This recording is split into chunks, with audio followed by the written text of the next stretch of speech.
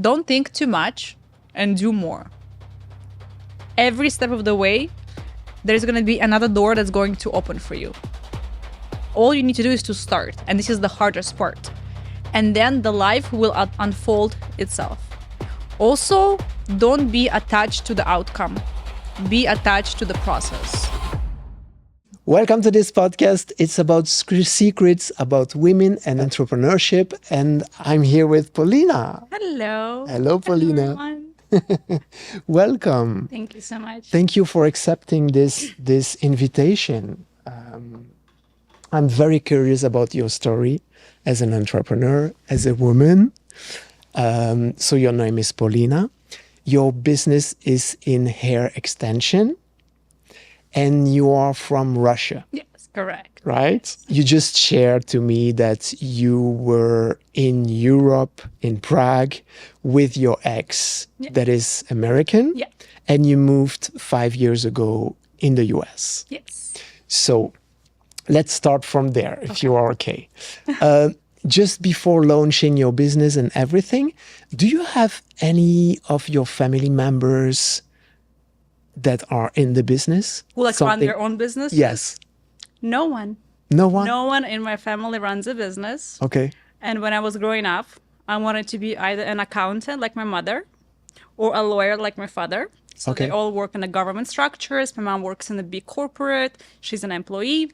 And I always seen her working 9 to 5. So for me, it was never like an idea, oh, I want to run my own business. Yes. But then it's very important for Russian people, where I'm from, to get a degree, to get an education, right? Okay. So I was really, really pushed by my family that it's important and needed to have a degree at some point, right? So right after school, I left Russia and I went to Prague, Czech Republic, to get a bachelor degree in economics.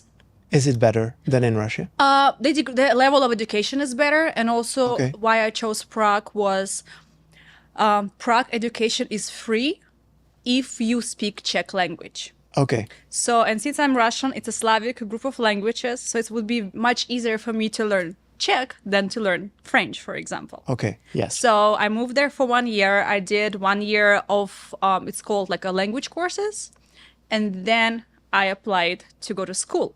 Okay. Also, I had no idea what I wanted to study because I had no passion for nothing at that point in my life. You're 18, all you want to do is party and Yes. live your life. But the safe choice was economics. But it's very brave because most of the people they are afraid to go out of their comfort zone, and so you leave your family, you leave your country to go somewhere else. So yeah, I'm curious about that because it's not everybody's story, you know? I feel like if we go into this right now, we're not going to get to the end, but I want to tell you this story. Okay. When I was 16, I was still living in Russia. And there was an opportunity for the all post-USSR countries to participate in a program that was created by USA after the Cold War, where USA government chooses 200 people a year to go and study as an exchange student in the US for free.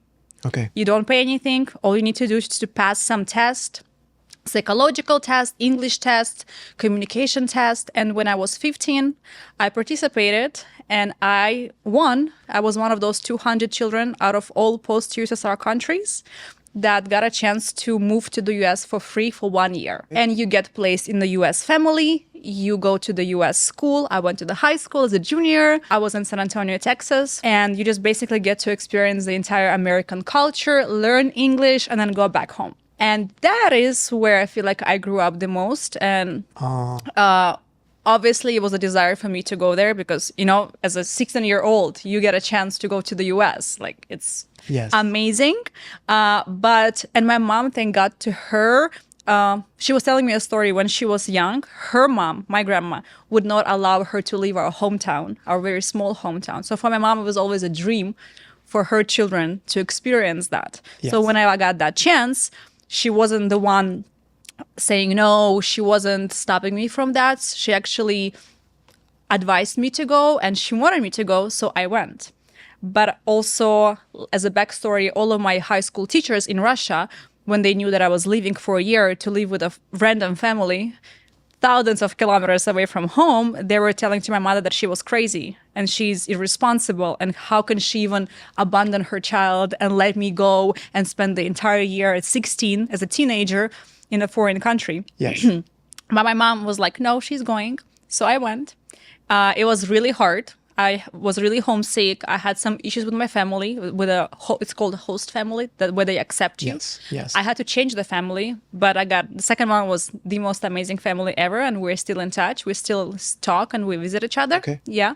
So and that's where I feel like I grew up. So when I came back to Russia, What did you learn? what did I learn? Yes. Because there is a huge difference of culture. Oh, yes. Between Russia and the obviously, US. I almost did not speak any English when I came there. Yeah. So I learned how to be independent.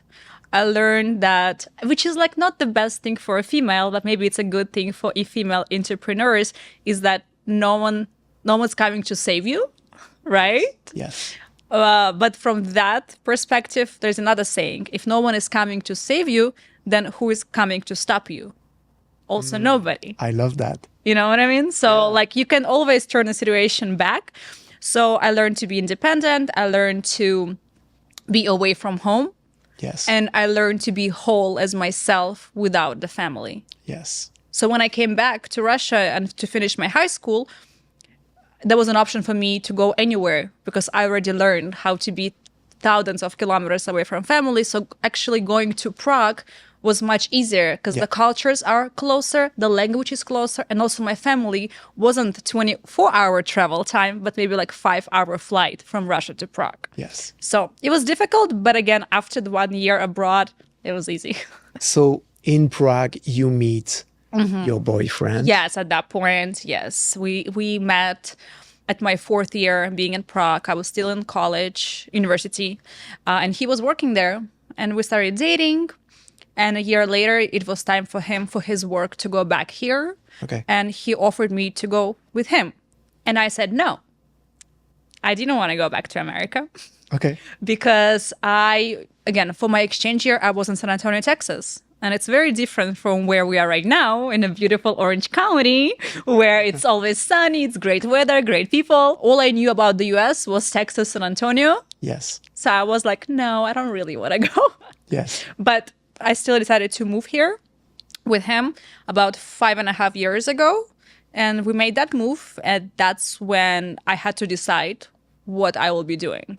Yeah. Future with my career. Because I finished my bachelor degree. But then I was like, I'm lost. I don't know what to do with it.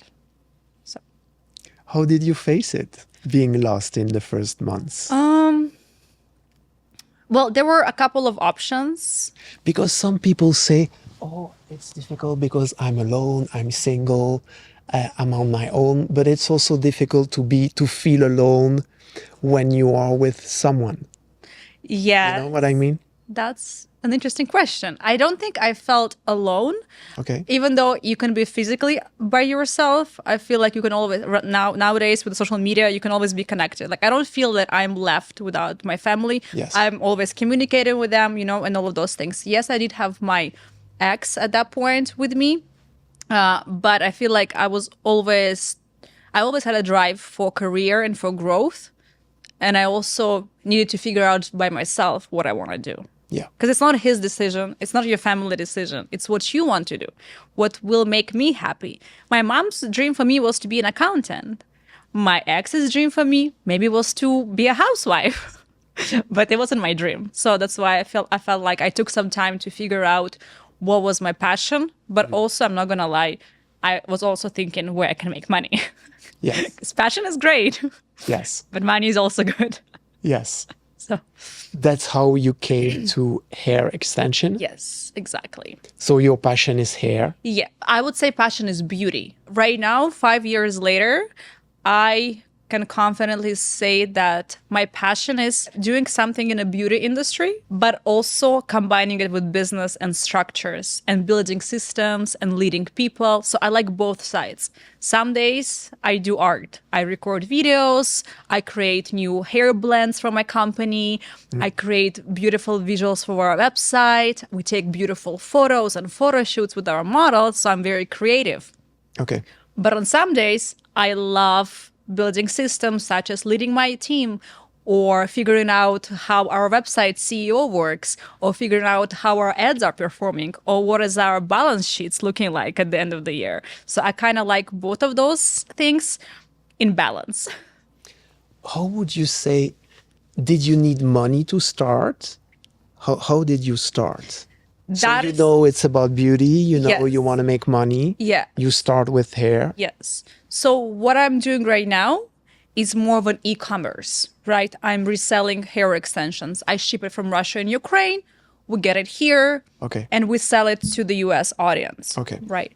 With that, you need money. You need inventory. You need people.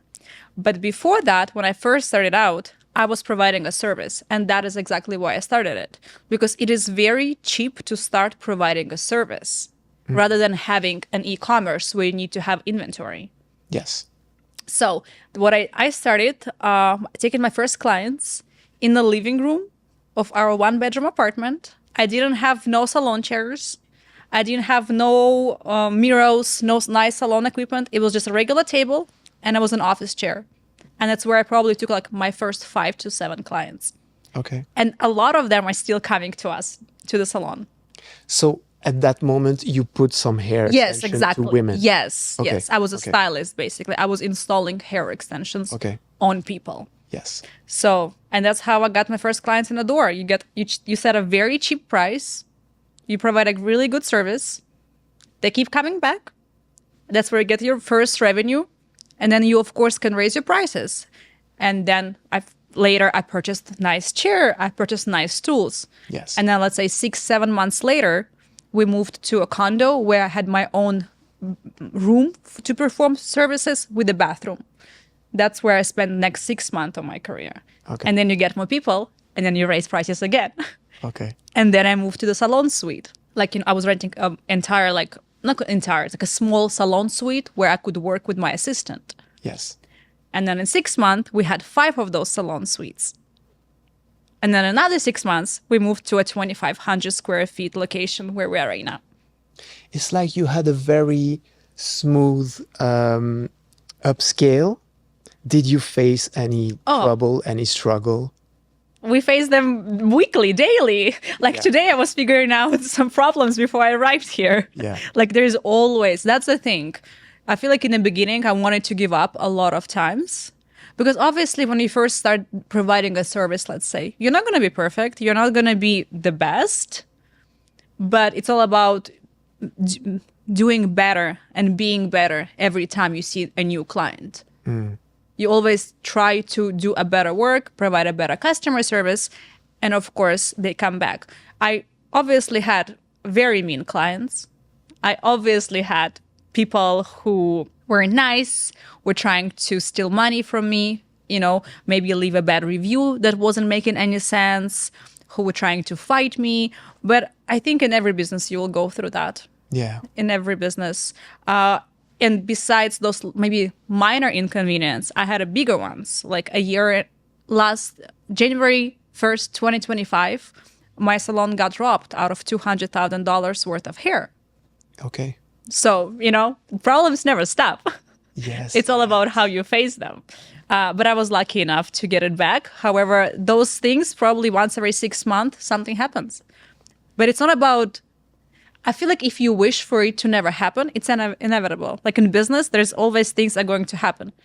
I just learned to enjoy solving those issues. Yes. So whenever the issue arises, I'm like, oh, something fun, something new. How are we going to solve that? And you just go and solve it.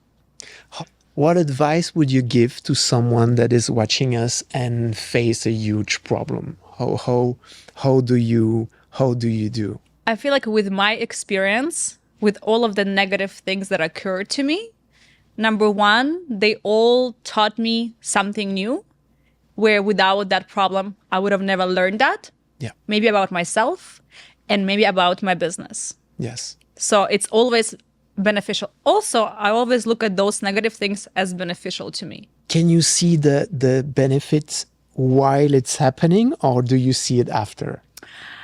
Can I you because your mind is like, oh my God, a new problem. A new problem. I just, again, based on my experience, every problem that occurred to me either taught me something, or at that point, you don't understand why this problem occurred. But like 6 months later or to a year later, I might be sitting somewhere on my couch and be like, that is why this happened. This is why the universe sent me this issue. So now I understand that. So, and I just always have a positive mentality. It's going to teach me something better. It's going to teach me something good, something new, maybe that I didn't know about my business, I didn't know about myself. So I feel like always trying to find something positive in a negative will always be positive. So, for example, when there is the robbery, $100,000, Yeah. How do you come back? How do you a lot of people will say, okay, it's a sign to stop. Maybe I can do something else. Not going to lie.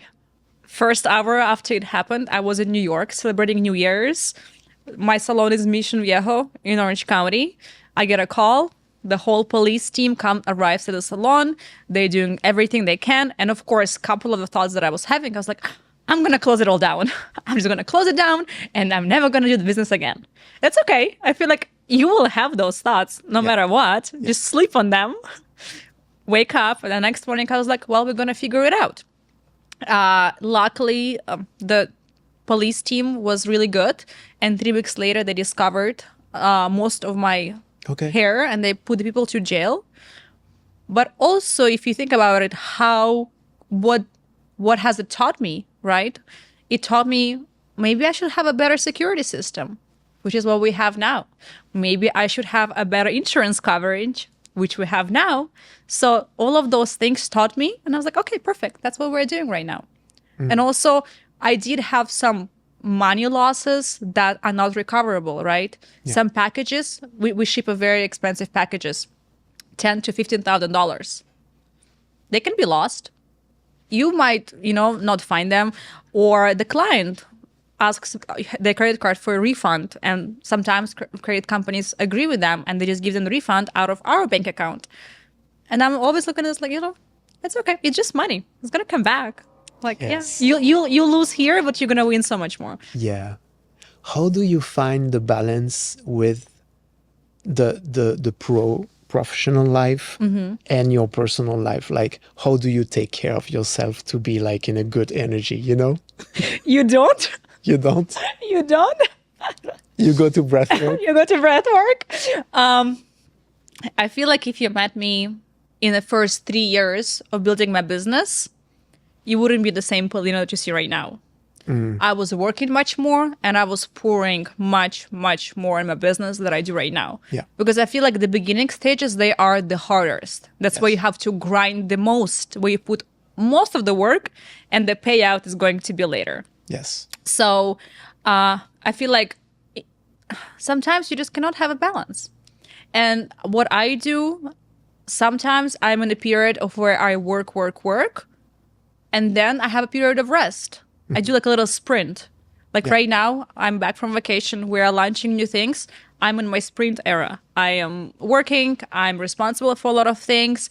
I don't have a lot of free time. Yeah. But I know after that, things are going to settle down and I will have some time where I will be able to recuperate and rest a little bit. So I live my life in a little like spurts and runs, sprints. That's what I would call it. So I sprint a little bit.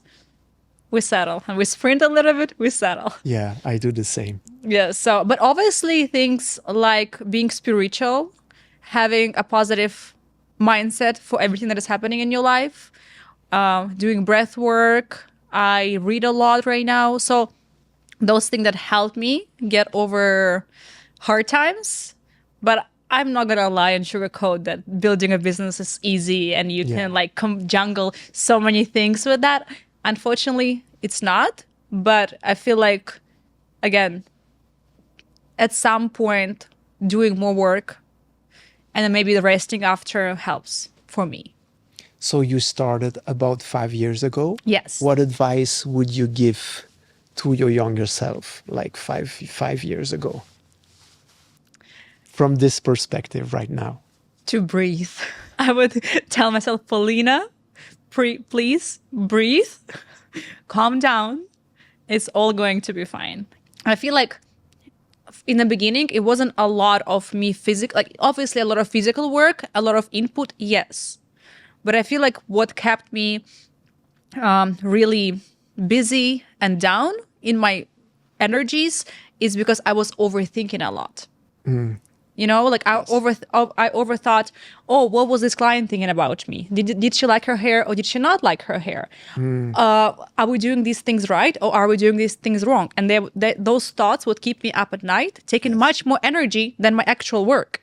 Yes. And now, even though I'm very busy, I run a lot of people, I don't think about those things. I don't care what you think about me. I don't care what you post about me. So it just disappeared. And after a lot of self-work, Okay. and after like thinking, like if you worry about what other people think of you or what they would say about you, why? Because you have the ego, Yeah. right? It's important for your ego to feed off that. Yeah. But if you let it go, you're going to be fine. You said I am spiritual. How would you define that? How is it helping you in your business, in your daily life? The spirituality is something that I got into not too long ago. Okay. Maybe about like a year ago. I started reading more, visiting different breathwork sessions, doing meditation and things like that. So is it through breath work that you discovered spirituality? I think through books mostly. Okay. Joe Dispenza, like his books about how you can heal yourself and that you are your own God and you are the one who navigate your thoughts, basically build your life. Where you put your attention is when you put your energy. So vice versa. So I feel like those books really helped me calm down and let a lot of things go. And I feel like once you let things go, you become more calm. Yes. And if you're more calm, you can react to negative situations in a better way and don't take things way too close. Yeah. And then your life is much easier. That's right. Because you don't overthink every single second of your life. Also, I would say controlling your thoughts is very important. We let our negative thoughts overtake our mind, our everyday life. What if something happens? What if this goes wrong? What if that goes wrong? What if this is going to crumble? Once it crumbles, we're going to talk about it. Yeah. Before it does, there is no point of thinking about it. So I am not perfect, of course. I do have negative thoughts. However, I try to navigate and control those thoughts to where if I catch myself being negative, thinking negative, I turn it off. It's a really interesting subject because, you know, I realize many women struggle with this, like the mood, the emotions are not the same in a day. You can be like very positive, very high, very good, and then you can be very bad. Yes. And because some of my friends told me, like, ask her how to deal with that not very stable, like, emotion life. Yeah. If you don't mind, I want to correct you a little bit. You said that emotions go up and down during the day. Yes. That is correct for men. For females, we are mostly dependent on our cycles. Yes. And we basically live that one day that you guys have in a month. So the first 2 weeks we're going up. We're good. We feel after our period starts. Yes. We feel good. We feel energized. So I track those things. And I know which week I am in. So in the first 2 weeks, I know that I'm going to be the most productive. I'm going to be the most energized. Yes. And I'm going to be the most positive. Yes. So I schedule things around that. I do most of my shoots, most of my content. That's when my energy, is flowing and I'm flirtatious and I'm happy. And like I'm right now in that phase. So perfect timing. But then I know personally, not every female is the same. Yeah. personally for me on my third week, it's where I go really down. It's where my mood changes. I feel heavy, I feel bloated, I don't feel like myself, and my mood, of course, follows that.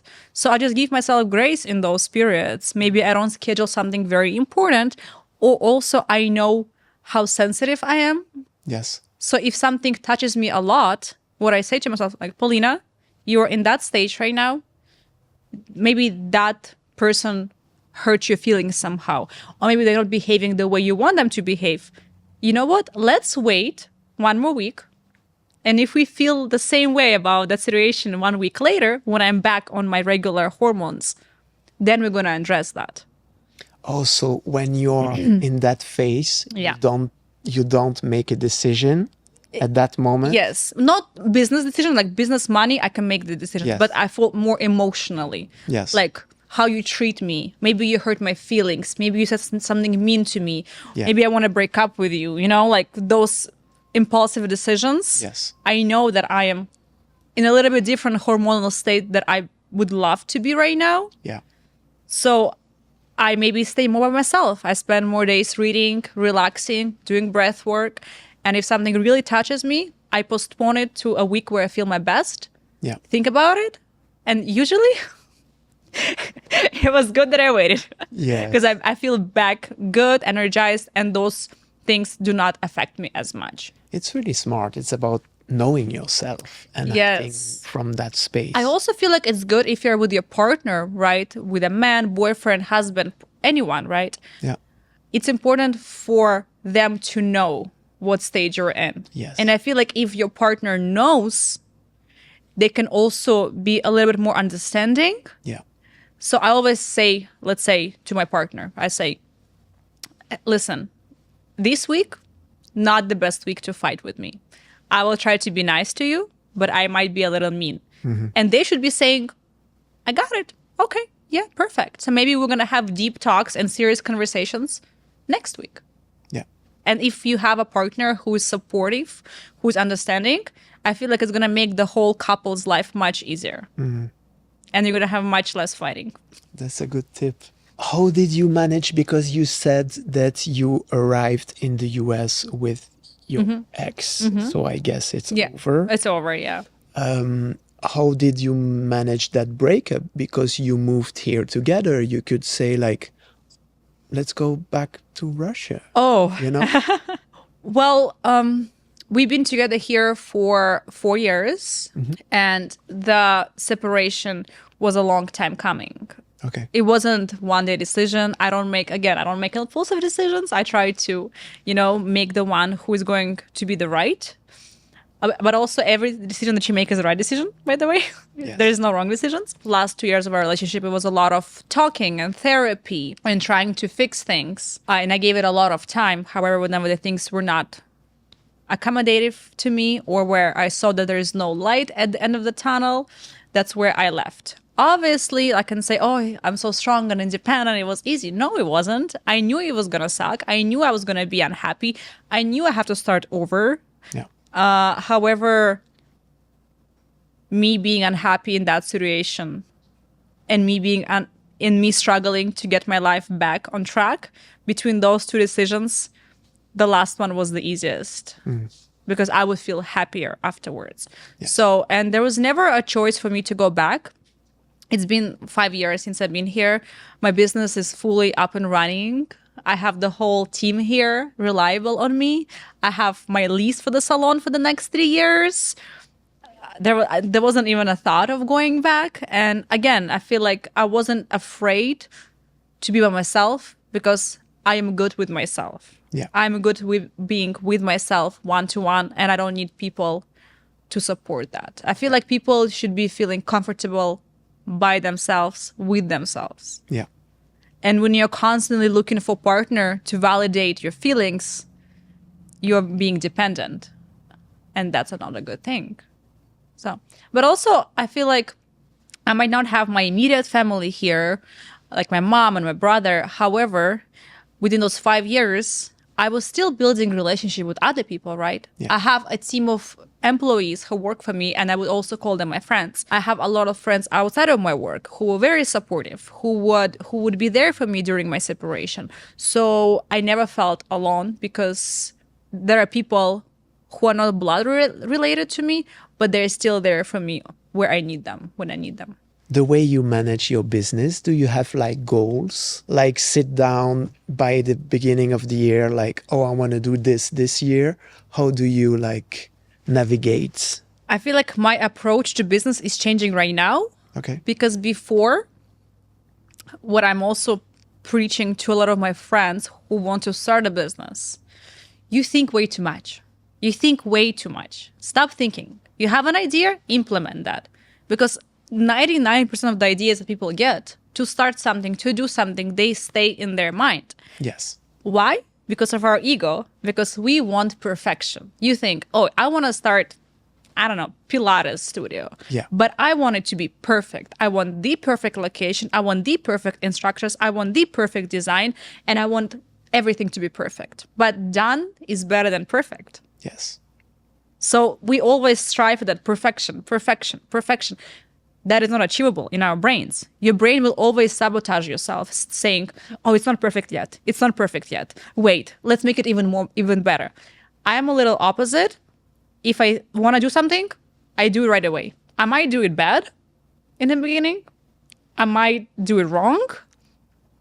Yeah, I might just do it shitty. I might do a shitty job. I'll admit to that. However, once you start doing something, at least something, then you will see, oh, this is the direction I want to go. That is the direction I want to go. But before you actually start that, it's all in your head. Yeah, it's by doing it that you know what's next. Exactly. It's by doing it. So, and I see that a lot because I train a lot of hairstylists to do extensions, right? They come to me and they're like, Polina, like you do perfect K-tips, like installation, like hair extension type, basically. Like you do them perfectly. I feel like once I learn how to do them perfectly, I will have a successful business. And I'm like, no, it's not about perfection. Yeah. It's about doing it and putting yourself out there. But you are afraid of that because you want to be perfect, which you will never be in your mind. Yes. So can you at least post one video, but it's not good? I don't care if it's good or not. Can you post a story for your social media? Well, it's not really fitting my aesthetics. I don't care. Can you post one? And then you'll be like, oh, maybe I should post another one and make this better and make that better, you know? And that's when you understand. So I always do those random things where I'm like, I'm going to just do it. I'm just going to do it and I'm going to figure it out later. Yes. That's kind of my mindset. And it got me to where I am. Yeah. Now where we are, like where my e-commerce is growing, that approach might not be the best. So this is right now where I look more into my numbers. That is where I kind of plan more strategically. Mm-hmm. Before, I was not really strategic. But that also proves you that you don't have to be strategic and have a perfect business plan to run a successful business. Yes. I never had a business plan. Yes. I was like, oh, should we try this in marketing? Sure. It failed. I lost $5,000. Okay. Should we try this in marketing? Sure. Cost me $5,000. I made $50,000. Perfect. Should we try this? I was never like evaluating. Yeah. Is it going to be good? Is it going to be bad? I just did it. And then I would be like, okay, now I know this works. Oh, okay, now I know this doesn't work. Perfect. So you have an idea and then you test it. Yes, exactly. But that idea has to be in the 2 first weeks after your period, right? Or because you mentioned that if it's on the 3rd week, maybe you wait a little bit. But I would say that my 3rd week idea that I was talking about, I would apply it more. I'm just more harsh on people. I'm more rude. I am more snappy. So this is where I would be cautious.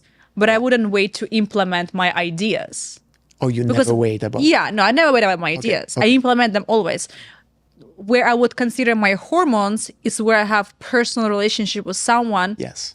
And something bothers me. Yes. That is where I would wait. Yeah. But for the business ideas, if I have it, I'll do it. But also, obviously, I have more ideas in the first 2 weeks of my cycle. Also, I am more easygoing and light to fulfill those ideas. Yes. Because when you feel drained, you're not as good at that. But also if I have an idea and I feel very drained, I write it down in my notes and I come back to it in a week and I'm like, oh, that was great. Let's try and test it. So that was me before. Now we're doing more planning. But also I feel like if you're beginning something, the biggest advice, don't think too much. Yeah. Like people overthink everything. That's an amazing advice. Don't overthink. And even I realize a lot of people, they fear being visible, like showing your face on social media. Did you struggle with that? Yeah. I still do a lot. Okay. I still struggle a lot. You mean when you are about to post something? Not like that. In the beginning, it was hard to post and show your face, right?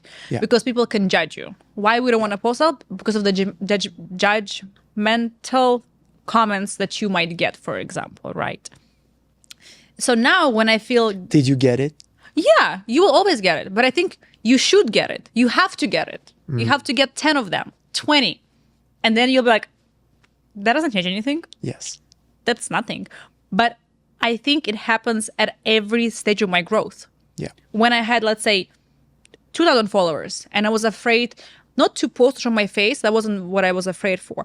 I was afraid of speaking out loud on some things in hair extension industry that I thought were wrong, where the biggest creators were saying that those things are right. So I was going against very big sharks in my industry. Oh, okay. Voicing like, you do it wrong. Not you directly, but like I was saying, this method is not good, or you shouldn't be doing that. Yeah. Where big people were doing that.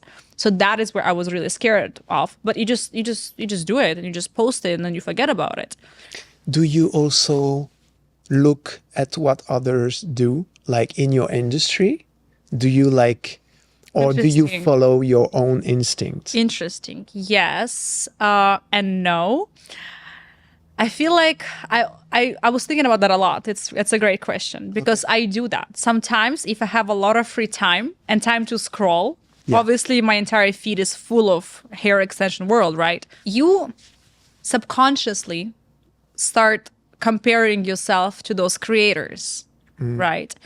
And seeing, oh, she does that, or he does that, or he is better, and she's more popular, and she has more likes, and she has more followers. And I feel like that guilt starts eating you from inside, which I don't like. Okay. Right? When you start to compare. Yeah. Okay. So then I just close my phone and I don't do it. But whenever I don't have a lot of time to scroll and when all I do is work, I feel much happier because I just solely follow my heart. Yeah. I do what I think is right for my business. Not what she said is good right now, or what he said is good right now. I feel like whenever I'm busy and create the business that I want for myself, I'm the happiest. And then I have a day off and I scroll and I'm like, oh, maybe we're not as good. Maybe we should be better. Maybe we should have more revenue. Maybe we should have more colors in stock. But then I'm like, well, why does it matter? You were happy a day before. Yeah. You were so happy doing what you were doing, making that you were making. And I was the happiest at that day. Yeah. So right now, my goal is not to look at that and just follow my heart. Okay, great. That makes me the happiest. So I was like, and it doesn't matter what other people are doing. Yeah. Because I feel like you will find customers for every type of extensions, type of the company. Like there's so many people and there's so much money to make. Yes.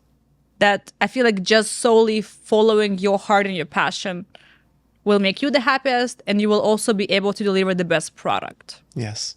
Because it's coming from the heart, not from the point of competition. Yes. With other people. It's like you have this talent to have a perspective on yourself, like you can observe yourself. You know? I think that also came from the books that I was reading. Okay. By Joe Dispenza, where he recommends to be an observer in life, right? Sometimes we get so caught up in everything that is going on. Maybe take a deep breath, set yourself aside, look at the situation from a different perspective, and see how you feel about it. Yes. So I try to do that. But also, it doesn't work all the time. But it's okay. What's the part of your job that you like the most? Because you do a lot of things. Yes. You serve clients, you manage a team, Yeah. you run ads. There is a lot of Yes. things to do. I feel like I enjoy serving other people, which will relate to me serving our clients, our customers who purchase from us. I like them to be happy. I also like my employees to be happy. So I'm also serving them, but in a different way. Yeah. So for me to serve those people so they are happy, I need to build system and I need to have a good product. Yes. And that is also what I enjoy doing. Because I feel like once your goal is not solely money, not solely revenue and profits, when you actually want to help other people, this is where you get the most out of life. Yeah. So, and everything, all those building system, ads, marketing, fulfillment, inventory, it all is kind of a part of creating very good product. So other people love it so much and they use it and they love it and they're happy. I feel like that's what the business should be built on. Yes. Would you have any advice for someone that is about to hire someone? Because you have a team of 12 people right now. How do you choose them? Oh my gosh. Sometimes I made wrong choices. Yeah. Sometimes I made the right ones. Yeah. Is it the same, like follow your heart and your... I was very lucky with all of my team members since the starting of my first salon business, Poly Hair Extensions, and my e-commerce hair extensions. Everyone who we hired stayed with us and never left. Okay. So we don't have anyone who would quit, who would leave us. It's still the same team for years. Okay. I think the reason why we're all still together is because I was not choosing solely based on the qualifications, how good they're at this, how good they're at that, in a professional kind of role. I was always choosing based on their character. Is he or she a good person? Is this person reliable? Is this person trustworthy? Yes. Like just those internal characteristics that are very important to me. And then I would teach them things that they were missing in professional life. And also I'm very fluid with my teammates. If they're trying to switch their job from doing one thing to another within the company, they can do that. Like we are totally going to train you, because for me, it's easier to have the same teammates than bringing someone new into our already curated environment and culture. So I feel like don't just look at the professional wins whenever the person comes to you. I would say have a normal conversation. Spend a couple of hours with them. Take them for a lunch. Talk about life. How do they see life? How do they view their future? All of those things. Is the family important to them? Yeah. What are their pet peeves in life or in a professional life? So all of those things can translate in the future at work. So I would do, don't hire based on professional things, because those can be taught so easily. That's a nice advice. Thank you. Yeah. How do you picture yourself like in 5 years? All over the place. Do you have dreams? Of course. I feel like we all have dreams. We all have aspirations. My dreams change a lot. I am very fast-paced person. So sometimes I want to do more of this. Sometimes I do want more of that. On some periods of my life, I'm like, I just want to be the coolest entrepreneur ever. I want to run $50 million company, and all I want to do is lead. And on some days, I'm like, well, I wouldn't mind having a cute house and 2 children and a dog, right? And where I could settle down. Yeah. And I always go back and forth between being a businesswoman and wanting a family and kids and settling down. So for me, this is like ongoing battle inside my brains. Okay. I wouldn't say it takes a lot of my energy because I don't push myself. I don't punish myself that I have to make a decision or I have to choose right now. I don't have to. The life is going to unfold the way it's going to unfold. I just know that there are options. But also having the business, I'm so happy that I have those options.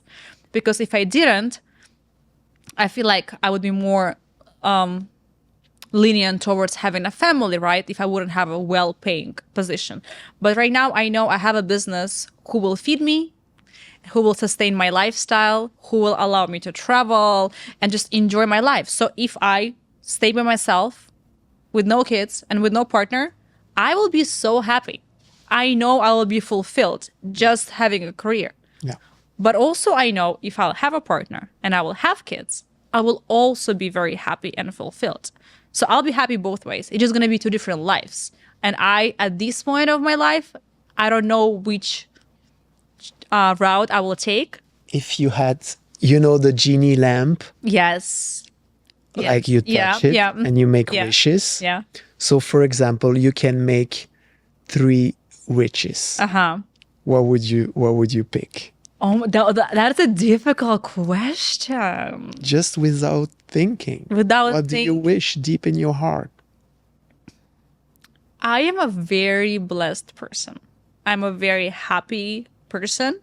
And I'm very, again, blessed that the life unfolded for me the way it did.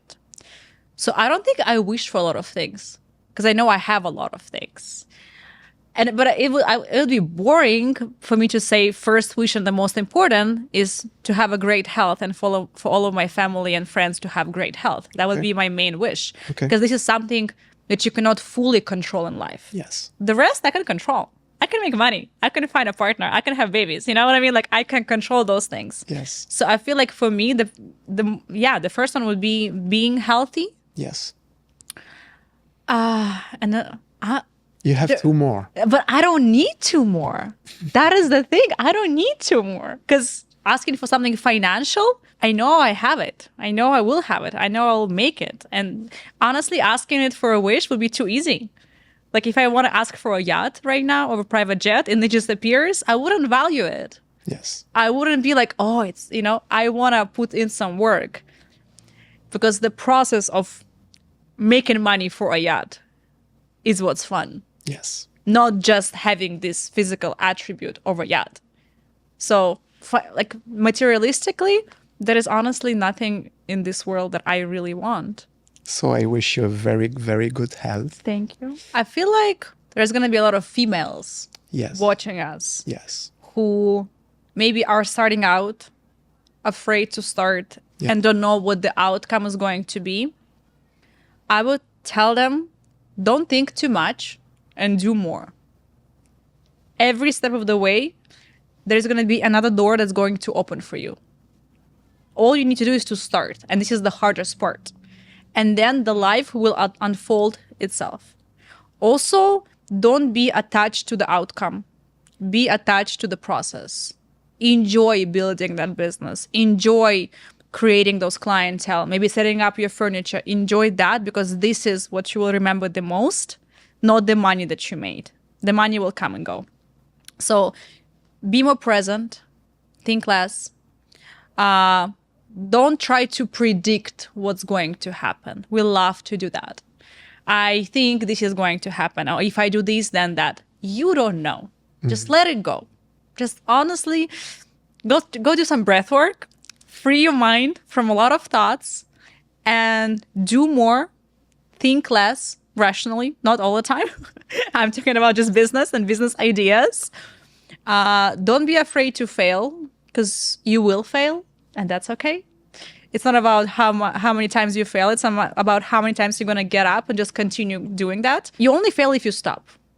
And if you don't stop, you have never failed, basically. Yes. If you could pick anyone in the world, dead or alive, and go for a dinner with that person, who would you choose? Nobody really comes up to my mind. I'll probably do a dinner with Alex Hormozy about business. Okay. That's probably what I would do. It's the first thing that comes to my mind.